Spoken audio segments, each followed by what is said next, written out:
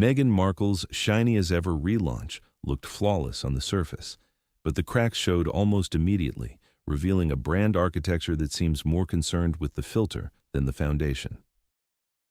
Good evening, my friends. It is a pleasure to have you here again for what I suspect will be a rather illuminating look into the latest glossy yet curiously hollow chapter of the Montecito Chronicles. We are told that this new venture, as ever, was meant to be the definitive statement of the Duchess's lifestyle empire, a seamless blend of commerce and content that would finally justify the years of high-flown rhetoric. Yet, as we peel back the layers of this Netflix-styled presentation,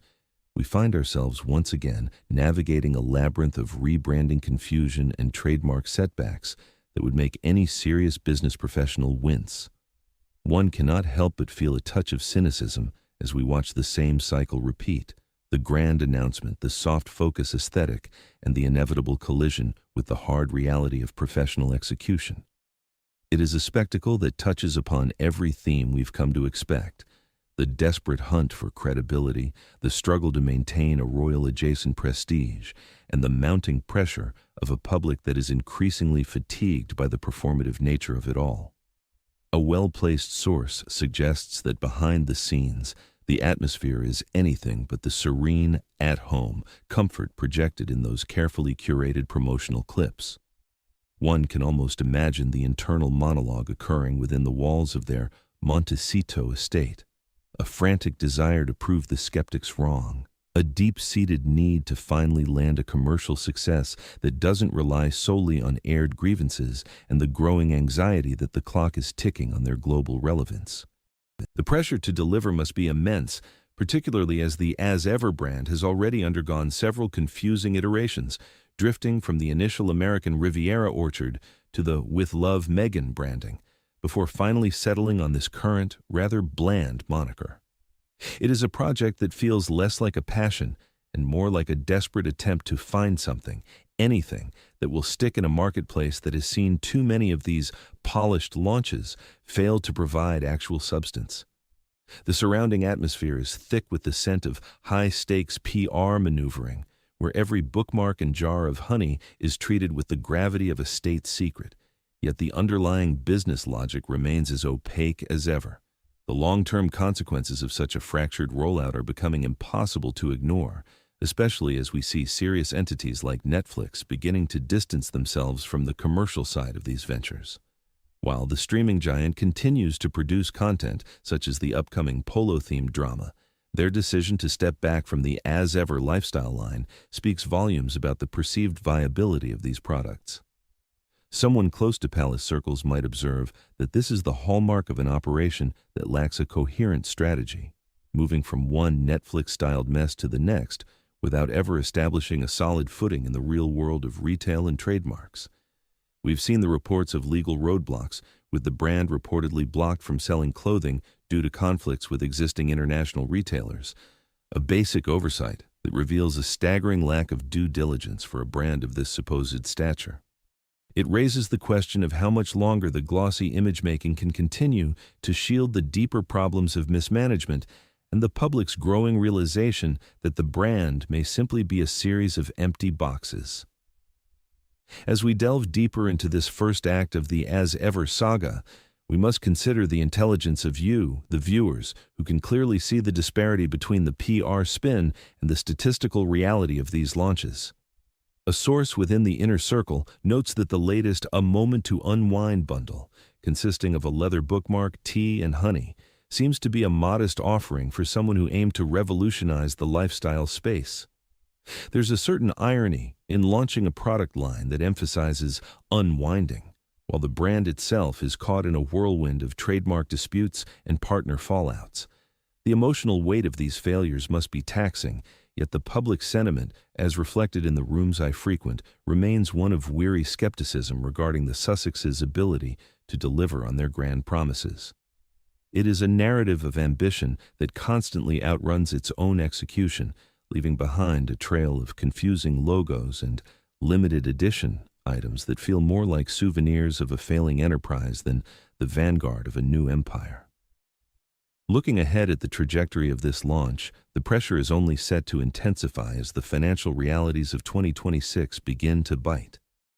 If the As Ever project continues to struggle with credibility, the consequences for Meghan's long-term business standing will be severe, potentially cementing her reputation as a figure who excels at the soft launch but falters at the finish line.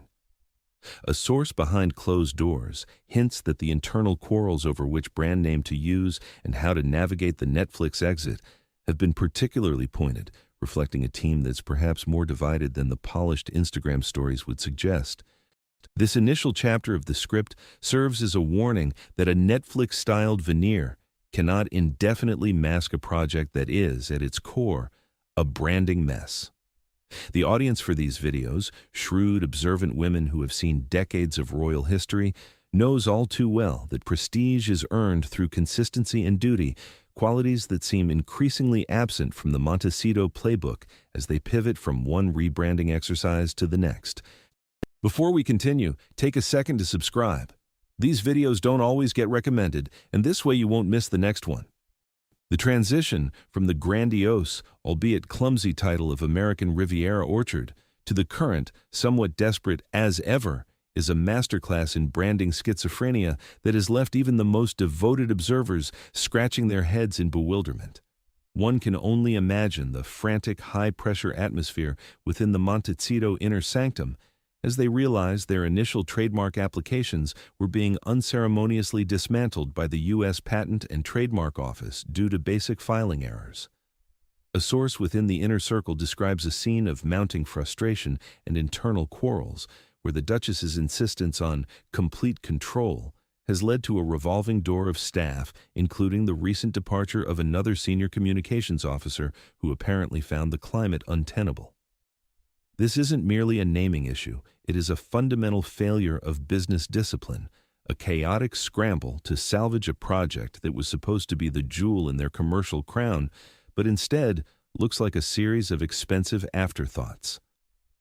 The emotional toll on the team must be significant, as they attempt to reconcile Meghan's vision of an institutionalized lifestyle empire with the stark reality of being blocked from selling basic items like clothing and gardening tools.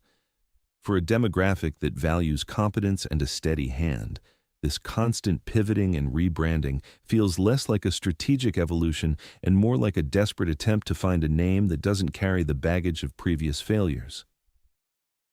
The Netflix-styled veneer of this launch has been further tarnished by the quiet yet definitive winding down of their partnership with the streaming giant, a move that signals a profound cooling of relations in the high-stakes world of Hollywood. While the official narrative from the Montecito camp suggests that they are simply ready to stand on their own and found Netflix too cautious, the whispers from well-placed sources in Los Angeles tell a far more cynical story of poor viewership and unsold inventory. It is reported that Netflix was left holding over $10 million in unsold As Ever products, teas, baking mixes, and the like,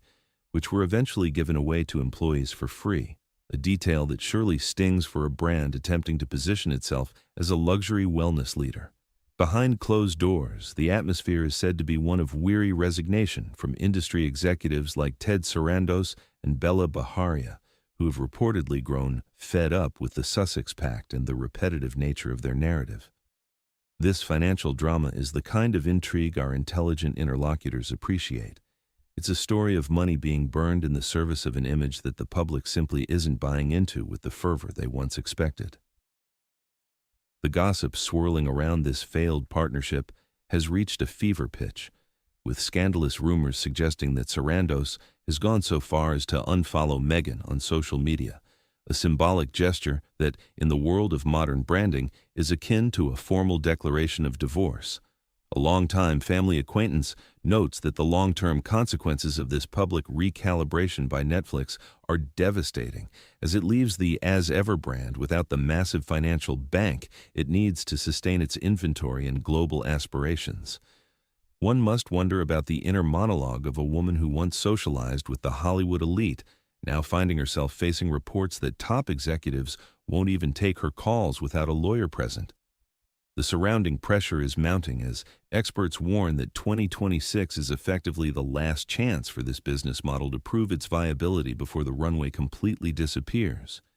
It is a narrative of profound isolation, where the attempt to build a parallel system to the monarchy has instead resulted in a commercial island where the only residents are unsold jars of jam and increasingly skeptical staff members. The recent attempts to humanize the brand through rare glimpses of Prince Archie and Princess Lilibet feel like a transparent, almost cynical use of the scarcity model to drive organic reach when the actual products fail to generate heat on their own. It is a stark contrast to the quiet dignity of the royal family, who maintain their prestige through duty rather than digital intimacy and strategic brand assets. A source within the inner circle reveals that the decision to feature the children in promotional contexts is a point of significant internal debate, highlighting the frantic search for content that can mask the lack of a credible retail strategy. This use of the family to bolster a lifestyle brand, which includes everything from flower sprinkles to limited edition wildflower honey, feels inherently mismatched with the intelligent viewer's expectation of royal conduct.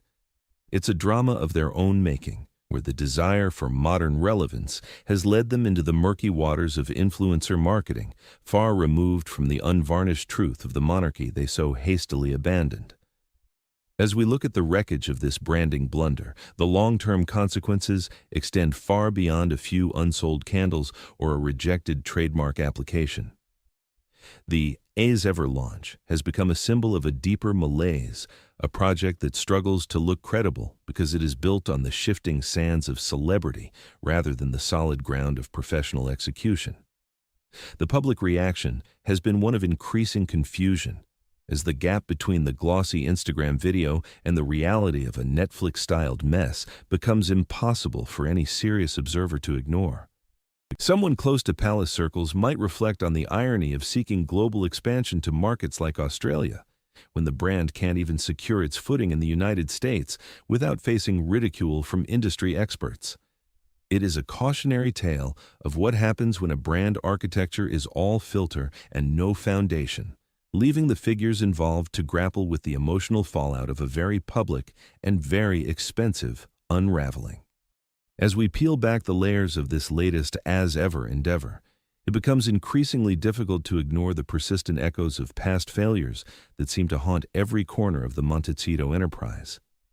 This is not merely a single misstep.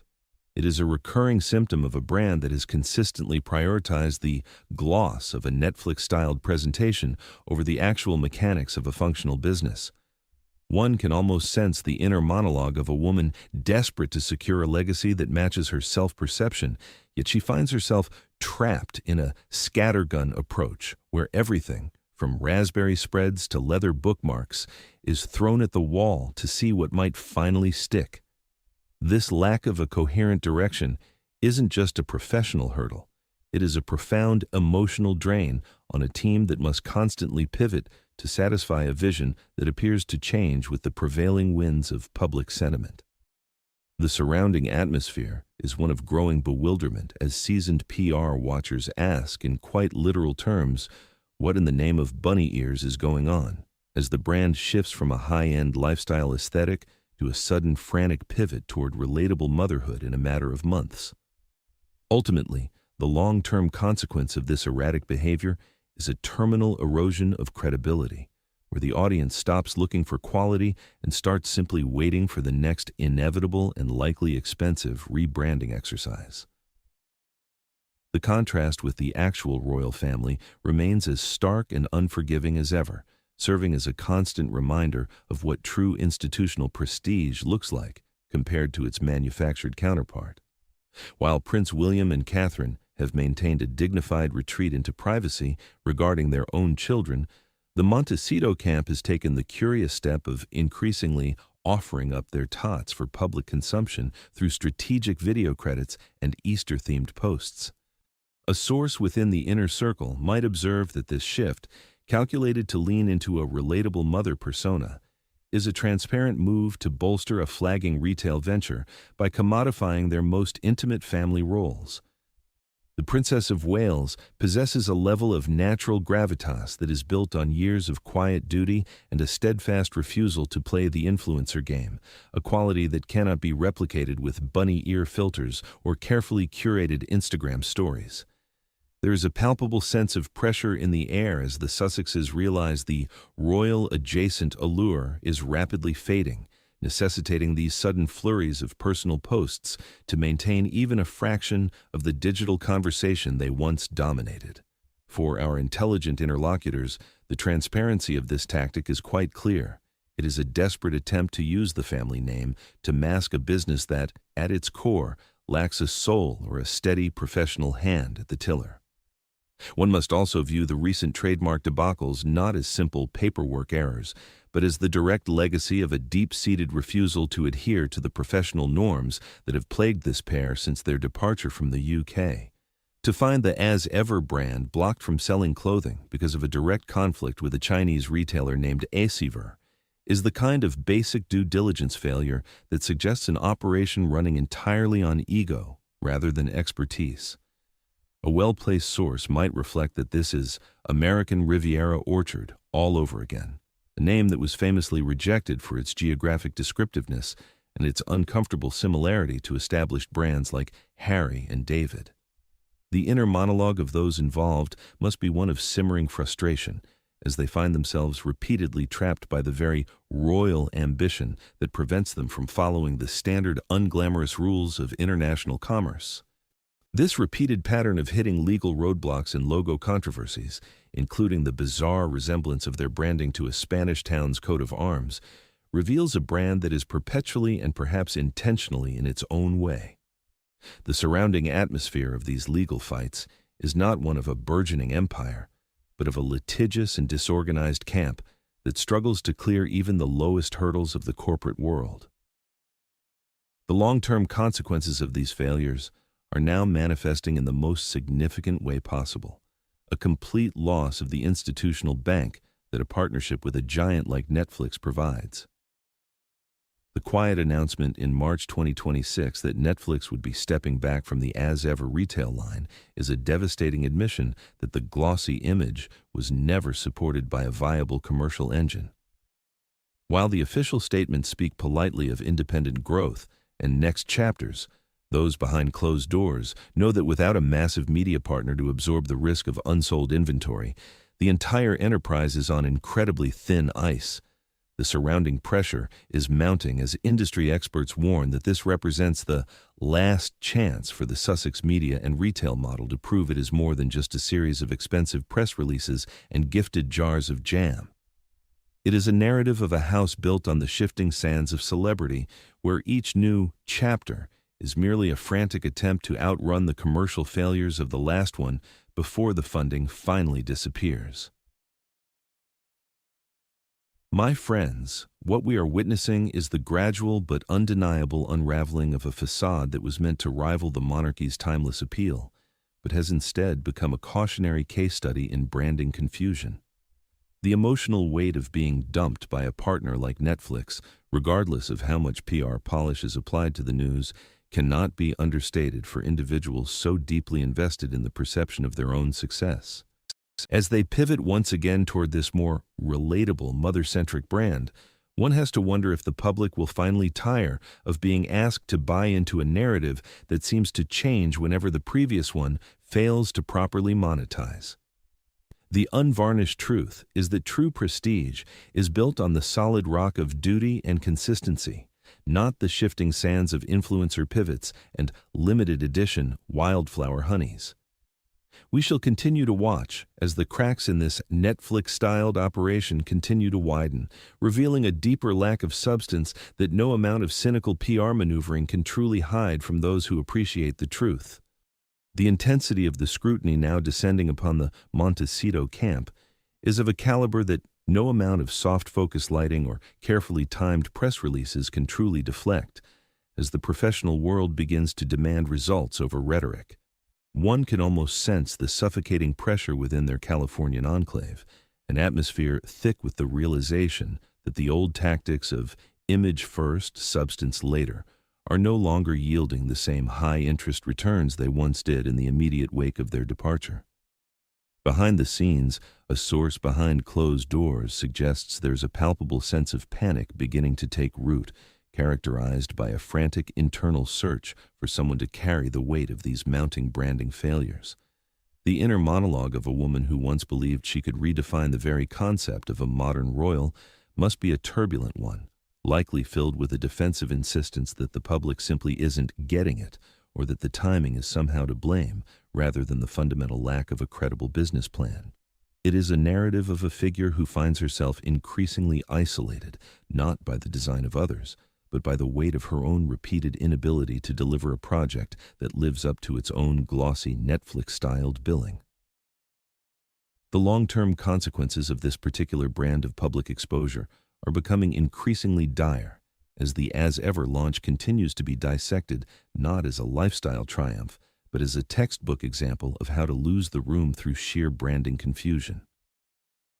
We are seeing a shift in the media landscape where even the most sympathetic outlets are beginning to ask pointed questions about the viability of these ventures, creating a level of scrutiny that Meghan can no longer simply brush aside as noise or tabloid gossip.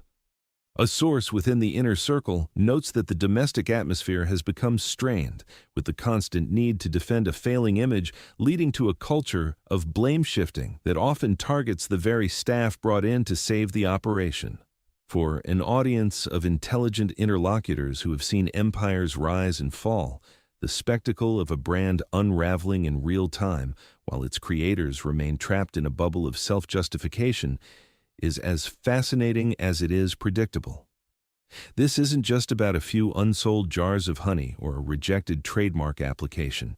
It is about the terminal decline of a celebrity currency that was once valued at hundreds of millions of dollars. In stark contrast to this chaotic scramble for commercial relevance, the working members of the royal family, most notably Prince William and Catherine, continue to operate with a steady, quiet duty that highlights the sheer emptiness of the Montecito alternative. While the As Ever team is busy drafting frantic responses to legal setbacks and rebranding every few months, the institutional strength of the monarchy remains grounded in its refusal to engage in the petty, performative games of influencer culture. Someone close to palace circles might observe that the frantic energy coming from across the Atlantic is viewed with a mixture of pity and weary resignation, as it becomes clear that the Sussexes have traded a life of meaningful service for a perpetual cycle of PR crises and business failures.